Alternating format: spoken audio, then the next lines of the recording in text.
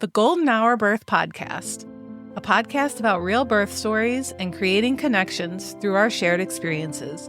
Childbirth isn't just about the child.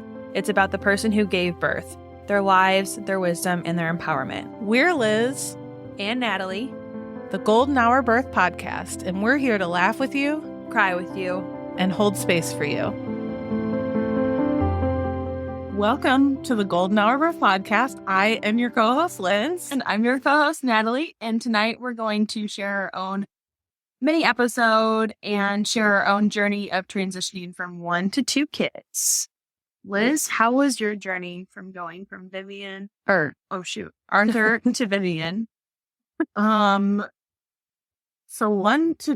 thought the transition from 0 to 1 was like really hard. Yeah. And then I had a second and I was like, oh, okay, no, this is a lot harder in certain ways. Yes. You know, like obviously you don't have the worry and like the Googling and everything of like, is my baby doing this wrong? Or, you know, can they have this or whatever? But managing 2 kids was just a little bit difficult. Trying to figure out like, okay, when you're going somewhere, for example, like I'm going to have a car seat, a pumpkin seat, but my toddler still needs help out of the car. And so like, okay, who do I get out of the car first? You know, stuff like that, like logistically, I feel like it was difficult. Yeah. But yeah. How did Arthur do in the transition? He loved it. So, you know, he was just about to turn 2 when we had Vivian. And, we did it to where my parents had him for a couple days. And, we took Vivian home from the hospital. Well, it was during COVID, so we couldn't have visitors. So he couldn't even come up if we had wanted him to, which we probably would have had him come up. But so when we got home, I asked my parents if they would keep him for another night so that we could just have that one night with Vivian. Because, you know, when you bring a new baby home in that first night, you're a little bit nutty. I'll probably never forget those first nights. You're just like, what happened to my precious good baby in the hospital? And then you get home and you're like, what the fuck? And you question everything about your parents. Yeah. So that was really good. And then they brought him home the next day, and it was over New Year's. So he was at my parents' and they had a New Year's party, and so it was really fun for him to be there. It wasn't like he was missing out. He wasn't missing us. You know? So when he got home, it was he knew kind of, I guess, that we were bringing home a baby because my parents showed him pictures and stuff, and we have a really cute picture of him kissing the iPad of the picture of Vivian. I was thinking it was really cute. Oh, the video of him. Baby. I know. It was so precious. I was like, we have to video him needing her. Yeah. And so I heard some things about like, don't have the mom holding the baby or anything like that, but we didn't follow any of that. And I was just like holding her, and he came in and he just was so cute, and he was just like baby, and he's still obsessed with babies. Now he's obsessed with Violet. I know. It's so cute. You've asked me about her today. And he also asked if Vivian can go back to being a baby. Oh my, because we can't hold her anymore. Arthur. So he did really well. He wasn't jealous. He didn't act out. So yeah, the transition for him, I felt like went pretty well. And now since he was only 2 when we had her, I feel like it's just been normal for him now. You know, he's not like, I don't know. He doesn't know any different Yeah. of not having a sister. And having this like huge life transition at like 4 or something. Yeah. And he wasn't like, oh, I miss all the attention. Yeah. You know, he doesn't remember that. Not the scaredy one who has like a 4-year-old who's like welcoming a new baby. Yeah.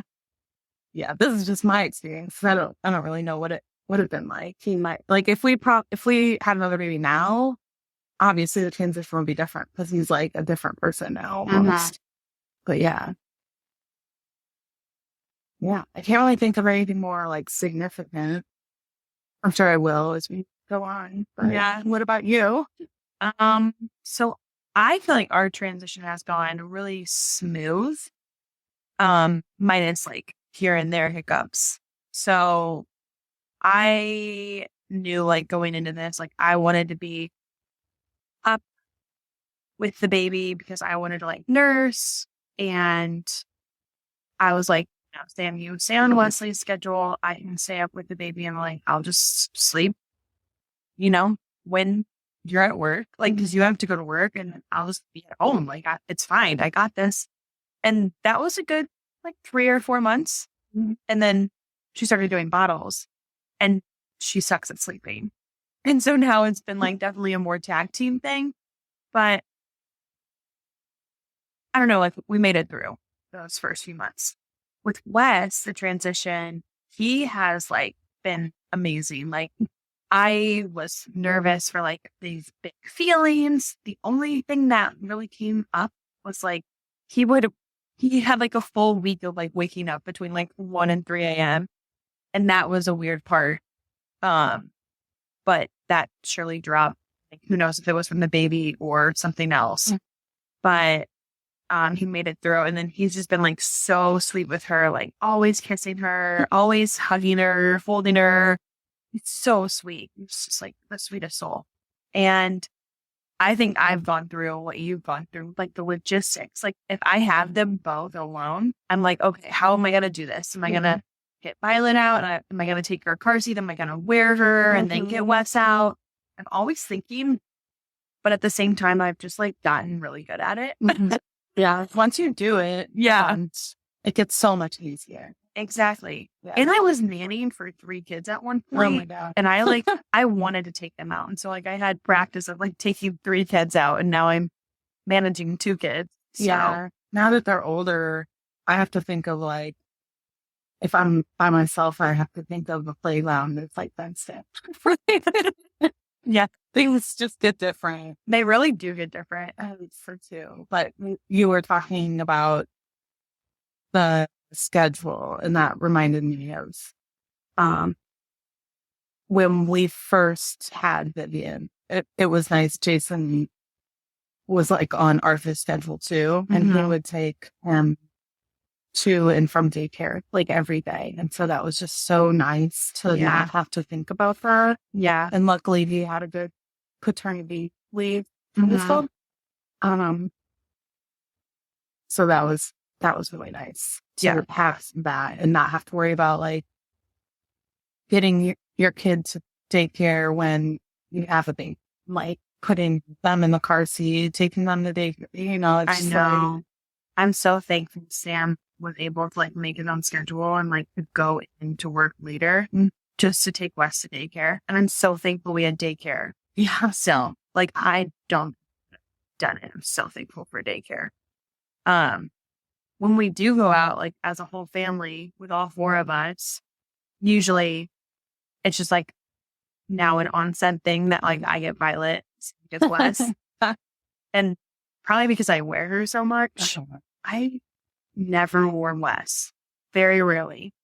It was like fun in the beginning and then we just like kind of stopped. But now I wear Violet all the time and like I don't want that to stop.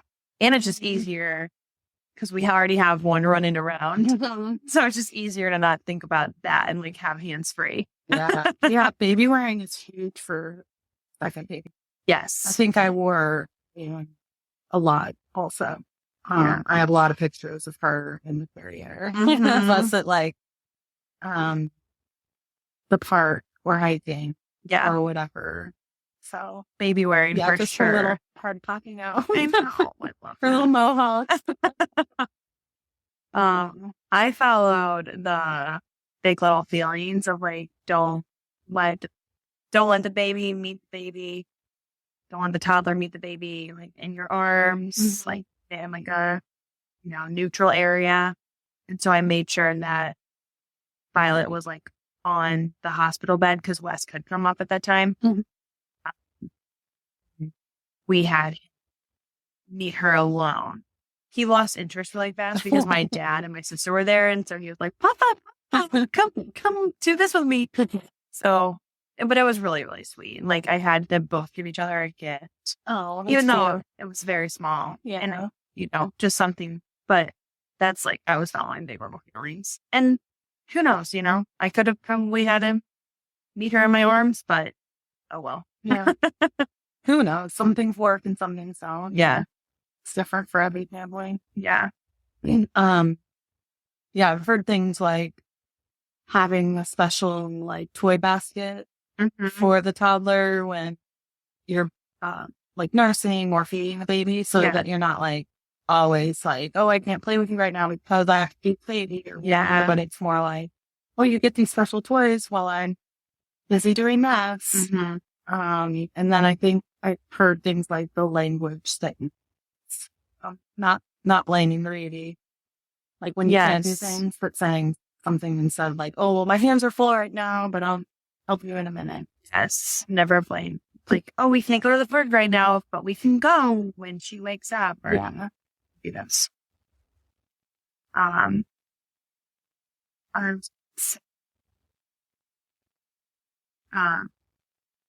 Oh yeah.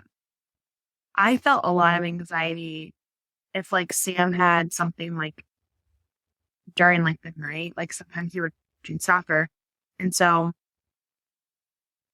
even if Sam was home and like Wes closer and closer to 4:30 when Wes would get home, I would feel a lot of anxiety creep in. And then even more like if I knew that I had something coming up where I was going to be alone, I think it was like where she was kind of like a month old and I had them both alone.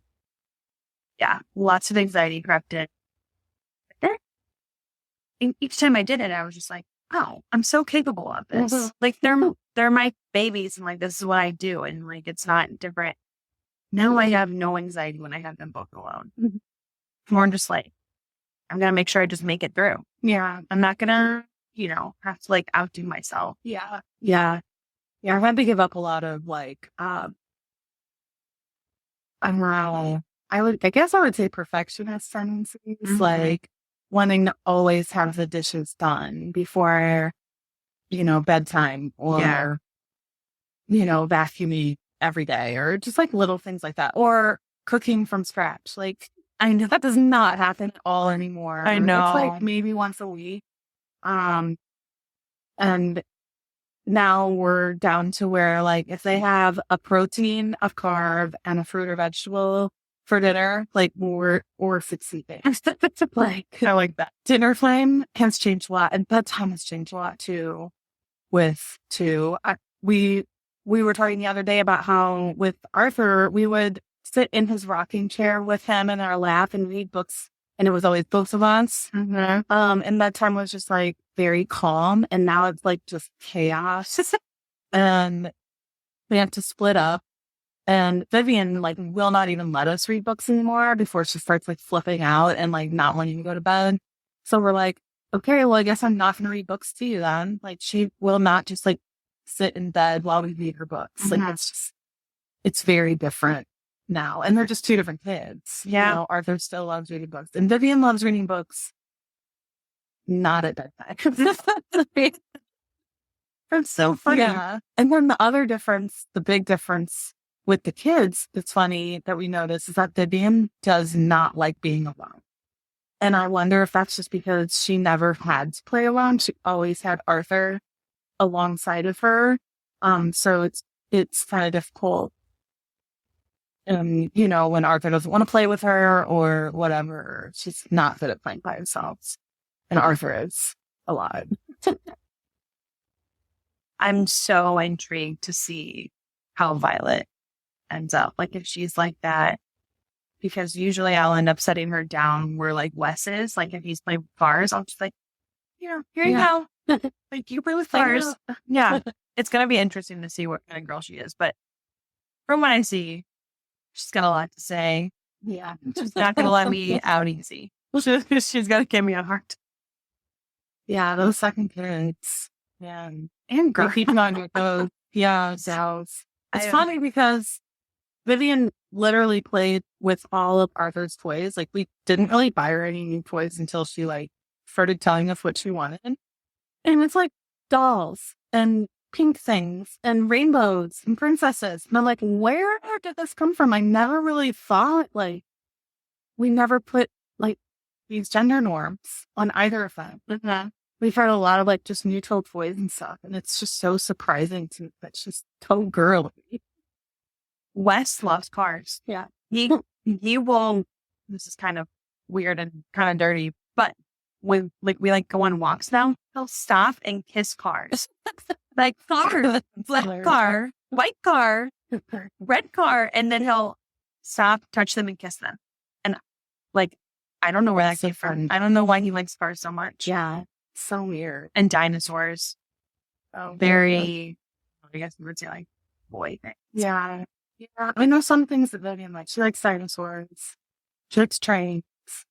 Yeah, like these weird things. And she'll be like, no, I want to wear my rainbow dress today. And I'm like, oh, great. And now you're into fashion? Sounds cool. Let's go shopping. I know. I really can't wait to do that kind of stuff with her. Yeah. But Arthur loves it too. The other day, Vivian wanted me to paint her nails, and then Arthur came out and wanted me to paint his nails. And of course, I said yes to both. So it's going to be an interesting ride. Mm-hmm. Well, let us know how your transitions go from 1 to 2 or 2 to 3. I'll have to come back and play back 2 to 3. Like right now? Oh, is this an announcement? Oh my God, no. I just had a heart attack. No. But if anyone does have any insight from 2 to 3, let me know. No announcement, though. That'll be our next. Maybe. No. Thank you for joining us on this episode of the Golden Hour Birth Podcast. We hope you've enjoyed our discussion and found it insightful and beneficial. Remember, the Golden Hour Birth Podcast is made possible by the support of listeners like you. If you appreciate the content we bring you each week, consider leaving us a review on your favorite podcast platform or sharing the show with your friends and family. Your support helps us reach more people and continue creating valuable episodes. If you have any questions, suggestions, or topics you'd like us to cover in future episodes, we'd love to hear from you. You can reach us on our website, www.goldenhourbirthpodcast, or connect with us on social media. We value your feedback and want to make sure that we're delivering the content you want to hear. Before we sign off, we'd like to express our gratitude to our incredible guests who joined us today. We are honored that they trust us enough to be so open and vulnerable. We're grateful for their time and willingness to share their stories with us. If you're interested in taking the conversation further with us, join us on our Facebook group, The Golden Hour Birth Circle. We'll be back next week with another exciting episode, so be sure to tune in. Until then, stay golden and remember to take care of yourself. We'll catch you on the next episode of the Golden Hour Birth Podcast. Bye!